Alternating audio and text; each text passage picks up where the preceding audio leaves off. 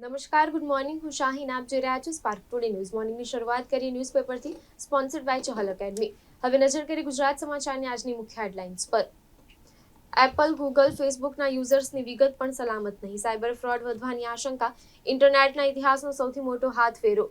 16 અબજ પાસવર્ડની તફટંજી. Chief justice suo motu નોંધ લઈ કાર્યવાહી કરે. વકીલો પર ઈડીના સમન્સ ખતરનાક. સુપ્રીમ બાર એસોસિએશન પણ મેદાને. શ્રીનગરની ગરમીએ શુક્રવારે 20 વર્ષનો રેકોર્ડ તોડ્યો.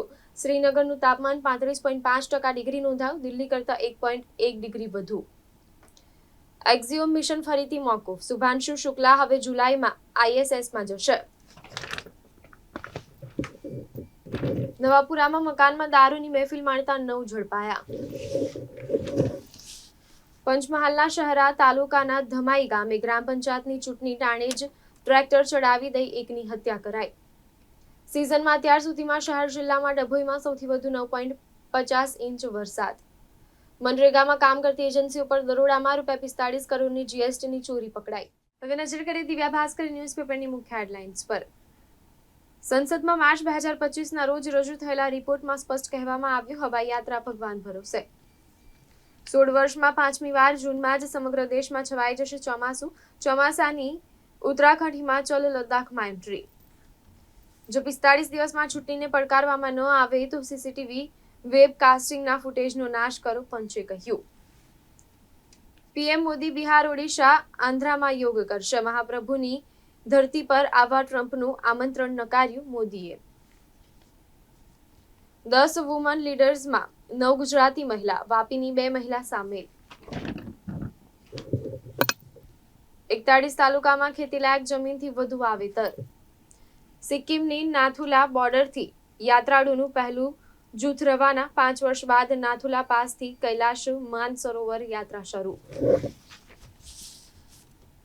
શહેરમાંથી પકડાયેલા 88 લાખના એમડી ચોરસ ડ્રગ્સ ઇન્જેક્શનોનો ધુમાડો બહાર ન જાય તેવી રીતે નાશ કરાયો. હવે નજર કરીએ સંદેશ ન્યૂઝપેપરની મુખ્ય હેડલાઇન્સ પર. યુઝર ડેટા ડાર્કનેટ ઉપર લીક થયાની ઇન્ટરનેટના ઇતિહાસમાં સૌથી મોટી ઘટનાથી દુનિયાભરમાં અફરાતફરી. 16 અબજથી વધુ યુઝર નેમ પાસવર્ડ લીક થયા. ભગવાન જગન્નાથની ધરા પર આવવાનું હોવાથી ટ્રમ્પનું આમંત્રણ ફગાવ્યું હતું, વડાપ્રધાન મોદીએ કહ્યું. લોકસભા ચૂંટણીમાં 45% ખર્ચ એકલા ભાજપ દ્વારા કરાયો. જીઈઈ ને નીટનું દબાણ અને કોચિંગ ક્લાસ પરની નિર્ભરતા ઘટાડવા 9 સભ્યોની સમિતિ.